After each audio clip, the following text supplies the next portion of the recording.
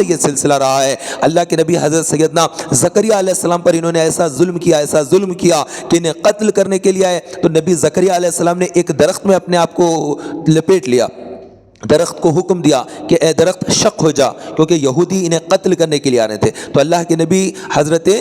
زکریا علیہ السلام اس میں درخت کو حکم دیے، درخت جو بند تھا اس نے کھل گیا، وہ تو آپ اس کے اندر چلے گئے، پھر درخت بند ہو گیا، اور جیسے وہ بند ہو گیا آپ کا کرتے کا دامن باہر رہ گیا، تو وہ آ کر ڈھونڈ رہے تھے کہ یہی جگہ ہے، یہی جگہ ہے، پھر انہیں کرتے کا دامن نظر آ گیا، ارے درخت کے اندر شاید چلے گئے ہیں یہ، تو انہوں نے کہا کہ چلو ان کو کاٹتے ہیں، تو انہوں نے آری سے اس طرح سے کاٹنا شروع کیا، اب اندر ہیں،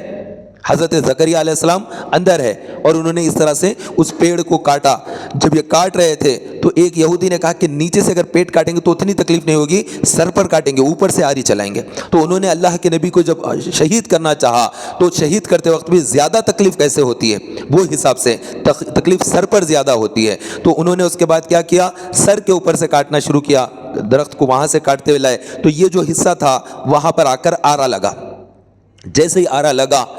اللہ کے نبی زکریا علیہ السلام نے آواز نکالی، اور جیسے انہوں نے آواز نکالی اللہ رب العزت نے فرمایا کہ اے زکریا صبر کرو،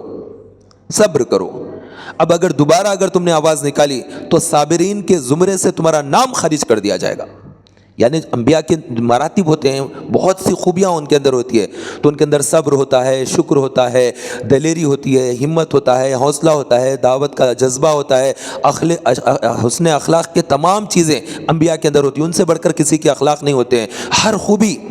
خوبی کے وہ مالک ہوتے ہیں، تو ان کا ہر خوبی میں رجسٹر میں ان کا نام ہوتا ہے اللہ کے نزدیک۔ تو اللہ تبارک و تعالیٰ نے فرمایا کہ تم صبر کرو، تو اللہ کے نبی زکریا علیہ السلام نے صبر کیا، اور بالکل انہوں نے